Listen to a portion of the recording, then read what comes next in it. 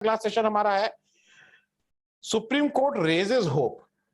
अभी आज के दिन में कुछ एनवी रमन्ना साहब जब से चीफ जस्टिस बने हैं उसमें कुछ एक जिसको कहते हैं गुणात्मक परिवर्तन नजर आ रहा है। कुछ लोगों को लग रहा है कि नहीं चीजें चेंज हुई हैं, चीजें जल्दी चेंज हो जाएंगी। मैं सिद्धू साहब को भी थोड़ा इसमें ले लूं। सिद्धू साहब, ट्रेड यूनियन जहां सिद्धू साहब को मैं ले रहा हूं डिस्कशन में। सिद्धू साहब जी हाँ, मैं सिद्धू साहब आप ये बताइए, ट्रेड यूनियन का तो अपनी बात कहने का सबसे पहले भाई कार्यपालिका से उसका रहता है माना नहीं माना, फिर विधायिका, लेकिन कई बार आपको न्याय तो न्यायपालिका से ही मिला है। तो आपको भी ये लगता है कि नहीं लगता है कि अगर न्यायपालिका जितनी दबदबे वाली होगी, जितनी ट्रांसपेरेंट होगी, उतना ही न्याय मिलने की उम्मीद ज्यादा है? क्योंकि बहुत से ट्रेड यूनियन के ऐसे हुए हैं जो मसले जाके अदालत में उसका आंसर मिला है या उसका कुछ हल निकला है। तो स्ट्रांग अदालत आपको लगता है कि होना बहुत जरूरी है? बहुत बहुत धन्यवाद। नमस्कार आनंद जी और सब पैनलिस्ट को। जो आपने कहा जी, मैं ज्यादा पीछे बैक में तो नहीं जाऊंगा, परंतु पिछले साल 2020 में जो पेंडेमिक महामारी की वजह से हमारे माननीय प्रधानमंत्री जी ने 4 घंटे का देश को नोटिस देकर पूरा देश लॉकडाउन किया था,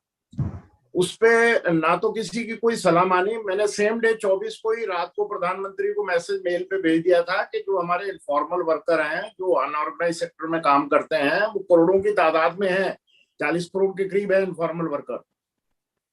तो वो कैसे कहाँ पर रहेंगे, उनको कैसे खाना मिलेगा, उनको कौन दवा देगा, वो इफेक्ट होंगे अगर कोरोना से।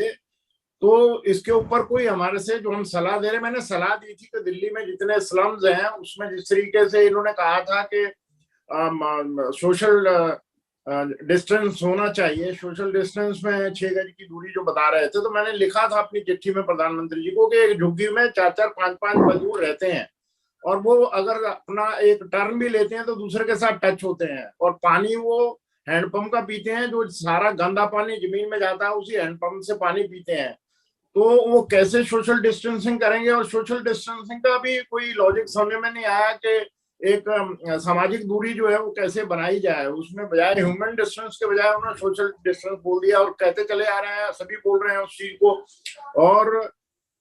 इसकी वजह से हमने बहुत कोशिश की सरकार को समझाने की, पर उस वक्त तो कोई ढूंढे नहीं मिलता था, ना कोई बात करने के लिए तैयार था। मैंने 3 चिट्ठियां उस वक्त प्रधानमंत्री को मेल की हैं, लेबर मिनिस्टर को भी लिखी हैं, और उसके बाद प्रधानमंत्री जी ने एक अपील करी थी पूरे नेशन के उद्योगपतियों को कि भाई अगर इस दौरान में पेंडेमिक में आप किसी भी इनफॉर्मल वर्कर को रोल पे रखेंगे, उनका नाम नहीं काटेंगे, सैलरी उनकी जारी रहेगी, उनके रहने की व्यवस्था करेंगे, खाने की व्यवस्था करेंगे, उनके बच्चों के, उनके बुजुर्गों की देखभाल करेंगे। ये अपील के बाद डिजास्टर मैनेजमेंट एक्ट में सारे रूल सस्पेंड करके वो होम मिनिस्ट्री के पास आ गए, और होम सेक्रेटरी ने उसके ऊपर एक ऑर्डर निकाल दिया कि चीफ सेक्रेटरी को तो सबको तनख्वाह जारी रहेगी और खाने वाने की व्यवस्था सब करेंगे। और उसके बाद लेबर मिनिस्टर ने एडवाइजरी निकाली सब चीफ सेक्रेटरीज को। बड़े ताजुब की बात है, शर्म की बात है, हम पढ़ते थे क्योंकि हम जब देश आजाद हुआ है 47 में, उसके बाद की पैदाश है, तो उसमें हमने खुद आंखों से देश ने देख लिया कि कैसे किस तरीके से हमारे देश का, जिसको ये कहते हैं कि ये माइग्रेंट वर्कर है, उसके साथ बंटवारा देश में ही हो गया, अंदर ही, देश के अंदर ही हो गया, और पूरा देश लॉकडाउन कर दिया। उस वक्त मेरे ख्याल से इतने पेंडेमिक के केस भी नहीं थे हमारे देश में, और सारा वर्कर जो है वो उसको जेल के अंदर तब्दील करके अंदर बंद कर दिया। और जब वो कुछ सोशल ऑर्गेनाइजेशन, यूनियन जैसे हमारे कॉन्ट्रैक्ट वर्करों को खाना वाना खिला रहे थे, रहने की जगह कर रहे थे, परंतु उसके बावजूद भी कितने दिन वो चलता, वो एक्सटेंड करते गए, और पूरा देश जो है वो लॉकडाउन, सारी फैक्ट्रीज बंद थी, सारे ऑफिस बंद थे, सारे road transport, rail transport, waterway, airway, total complete बंद था। तो आपको हमें तकलीफ इस बात की है कि उसके ऊपर कोई भी संज्ञान जो है वो कोर्ट ने अपनी तरफ से सुमोटो नहीं लिया। कुछ हमारे माननीय एडवोकेट जो हैं वो सुप्रीम कोर्ट में गए, उन्होंने इस पर अपील की, पहले रिलीफ नहीं मिला, दोबारा कुछ रिलीफ उनको दिया गया। बाद में इस जो होम मिनिस्टर के जो आदेश थे उसके खिलाफ कुछ उद्योगपति कोर्ट में चले गए बाद में, और वहां पर कोर्ट ने, हमने सुप्रीम कोर्ट से उम्मीद थी कि भाई ये ऐसा कुछ आम देश के नागरिक को जो बेचारा बिना पैसे के भूखों मर रहा था तो उसको कम से कम कुछ राहत मिल जाएगी, परंतु सुप्रीम कोर्ट ने उस पर आदेश दे दिया कि इसको गवर्नमेंट को कोई जरूरत नहीं है इंटरवीन करने की, आप अपना ऑर्डर विड्रॉ करिए। और कोर्ट से अपना ऑर्डर विड्रॉ कर लिया होम मिनिस्ट्री ने, लेबर मिनिस्ट्री ने, और अंत में ये डिसीजन दे दिया कि इसमें मालिक और एम्प्लॉयर बैठ के फैसला करेंगे अपना। आज तक किसी एम्प्लॉयर ने एक ढेला भी किसी वर्कर को किसी का दिया नहीं, और प्रधानमंत्री की अपील दूसरे केसेस में तो सुनी जाती है, जहां पर कोई गवर्नमेंट के खिलाफ बोले वो रातों रात ही उठाकर जेल में चला जाता है, परंतु इस वर्कर के केस में वो अपील को क्या दुर्गत हुई है प्रधानमंत्री की, उसके बारे में कोई एक्शन नहीं, उल्टा 20 लाख करोड़ रुपए का पैकेज सारे उद्योगपतियों को दिया। और उस वक्त हम कहते थे कि हमने गांधी समाधि पर हंगर स्ट्राइक रख दी, हमारे को वहां से इन्होंने उठवाकर पुलिस से राजेंद्र नगर थाने में बंद कर दिया और शाम को 6 बजे छोड़ा। तो हमारे को थोड़ी सी राहत जो आप कह रहे हैं इसमें जो सुप्रीम कोर्ट में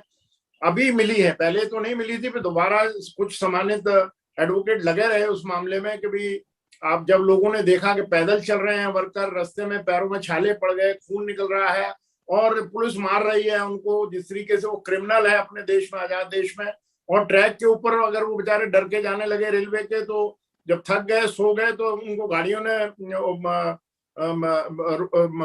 उसको कुचल के रख दिया। ये सारी चीजें देश के सामने थी, और परंतु हमारे देश के जो हमारे को सबसे ज्यादा तकलीफ हुई, पार्लियामेंट के अंदर क्वेश्चन किया गया किसी माननीय मेंबर पार्लियामेंट ने कि भाई कितने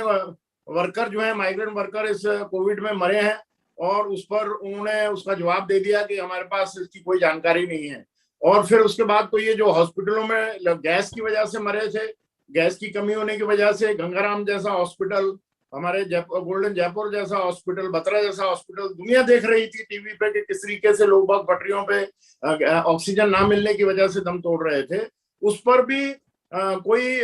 अभी जब पार्लियामेंट में सवाल पूछा गया तो उन्होंने कह दिया जी हमारा उसमें कोई भी हमारे पास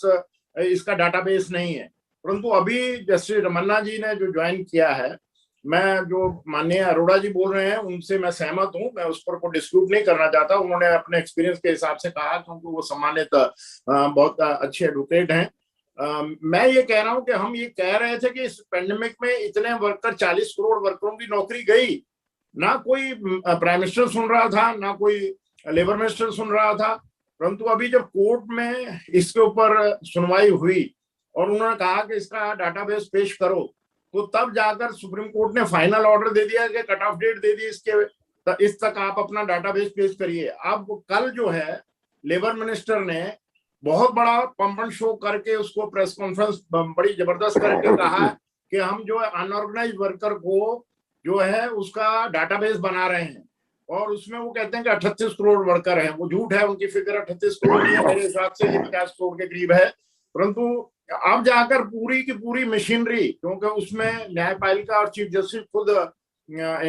उसमें इंटरेस्ट ले रहे हैं, तो अभी उसको वार फुटिंग पे इन्होंने काम शुरू किया। वो कितना कामयाब होगा कितना नहीं होगा, उस पर अभी कितना पैसा गवर्नमेंट लगाने की बात कर रही है, उसमें स्टेक होल्डर का कोई सहयोग होगा कि नहीं होगा, ये एक जजमेंट को सुनकर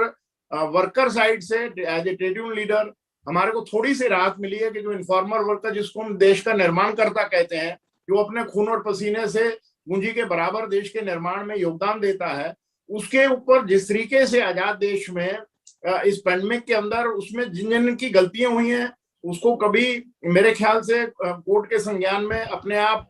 सुमोटो लेना चाहिए कि किसकी लापरवाही की वजह से सैकड़ों वर्कर मर गए और लाखों वर्करों की, करोड़ों वर्करों की नौकरी चली गई, और गवर्नमेंट उसमें बिल्कुल पुलिस जो है उनके ऊपर जस्ट लाइक क्रिमिनल ट्रीटमेंट उनके साथ किया। किस तरीके से उनको विवेक आनंद विहार स्टेशन के ऊपर जिस तरीके से लाठीचार्ज करके उनको मारा गया, तो ये एक बहुत बड़ा दुखदाई और बड़ी हिस्ट्री इसके ऊपर लिखी जाएगी। परंतु मेरा, आनंद जी, जो आपने सवाल किया है, जो पहला जजमेंट अभी सुप्रीम कोर्ट ने दिया है कि इनफॉर्मल वर्कर का डाटाबेस सरकार पेश करे, तो उसके ऊपर जिस तरीके से लेबर मिनिस्टर और गवर्नमेंट पूरी एक्टिव हुई है, तो ऐसे अगर जजमेंट देश के आम नागरिक के हित में न्यायपालिका अगर उसको दे, तो मैं समझता हूं कि जो मजदूर जिनकी आवाज नहीं है, जो कहते हैं last man of the country, उनकी कोई आवाज सुनने वाला नहीं है, तो अगर उनको न्यायपालिका पे पूरी उम्मीद होती है कि हमारे जो हक और हकूक हैं, जो हमारे राइट्स हैं, जो कॉन्स्टिट्यूशनल गवर्नमेंट की ऑब्लिगेशन है, अगर वहां पर गवर्नमेंट फेल होती है तो न्यायपालिका को उसके ऊपर अपनी तरफ से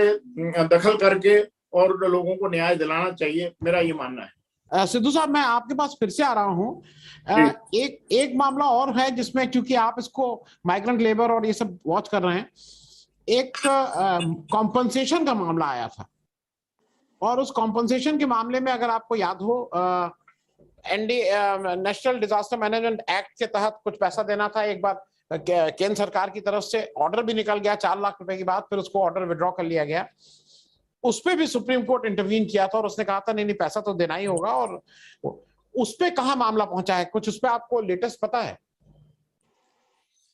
आनंद जी, देखिए, हमारी तकलीफ ये है कि गवर्नमेंट की तरफ से सोशल डायलॉग बिल्कुल बंद है। अभी जो सुप्रीम कोर्ट ने ये जो आदेश दिए हैं डाटाबेस के, अब पहली दफा लेबर मिनिस्टर जो नया अपॉइंट किए हैं, पुराने वाले लेबर मिनिस्टर को उनसे ले लिया रेजिग्नेशन, और उनकी जगह पर अभी कैबिनेट रैंक दिया है भूपेंद्र यादव जी को। इन्होंने अभी एक ई पोर्टल का उसको उद्घाटन करके उसको लोगों को बताया कि भाई अब आप वर्कर जो है, जो अनपढ़ है, लिटरेट है, वो ई पोर्टल ऑनलाइन जो है अपना रजिस्ट्रेशन करा सकता है। तो उसका पूरा डाटाबेस जो है वो तैयार करने की कोशिश कर रहे हैं पूरे देश में, जो कि बहुत बड़ा काम है, बहुत बड़ा चैलेंज है। मुझे नहीं लगता कि जो बेचारा दिहाड़ी पे 12 घंटे काम करता है दिल्ली में, उसको 8,000 रुपये सैलरी भी नहीं मिलती है, कोई अपॉइंटमेंट लेटर नहीं मिलता है। वो जस्ट लाइक बंधुआ मजदूर, फोर्स लेबर, जजमेंटें हैं कि फोर्स लेबर खत्म हो गई, बंधुआ मजदूर खत्म हो गया। देश की राजधानी में फोर्स लेबर काम कर रही है, 12-12 घंटे काम लेते हैं उनसे, क्योंकि उसने जिंदा रहना है और झुग्गी में रह रहा है वो बेचारा, वहां अपने बच्चों के लिए गाँव में पैसे तो थोड़े बहुत बचा कर भेजता है। और जो नहीं, उसको अगर वो डिमांड करता है कि मेरे को 12 घंटे काम लिया जा रहा है और 8,000 रुपये दिया जा रहा है, तो उसको अगले दिन से नाम काट देते हैं उसका, और उसको कहीं से न्याय मिलता नहीं है, वो फिर जाकर कहीं ना कहीं दिहाड़ी करने लग जाता है।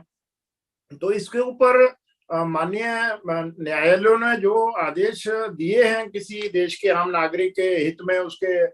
हक को देखते हुए, उसके अंदर भी दुनिया भर की अड़चने हैं। वो कहीं गवर्नमेंट जो है वो हाथ ही नहीं रखती है। मैंने अभी आपको अपने ये जो एक पेगासस के थ्रू जो लोगों की टेपिंग हुई है फोनों की, और उनकी सारी जितनी भी सीक्रेट चीजें किसने की है क्या नहीं की है, उसमें पार्लियामेंट तो चलने नहीं दी हमारे अपोजिशन के साथियों ने। मैं एज ए वर्कर पूछता हूं कि हमारे देश में 40 करोड़ वर्कर की नौकरी गई हुई है, क्यों नहीं पार्लियामेंट बंद होती है? उस पर सारे पॉलिटिशियन क्यों नहीं बात करते? किसी का मुंह फूटता ही नहीं है पार्लियामेंट में कि ये भूखों मर रहा है देश में। 80 करोड़ को आप कह रहे हैं 5 किलो मैं गेहूं दे रहा हूं, या 5 किलो चावल दे रहा हूं, 1 किलो दाल देता हूं,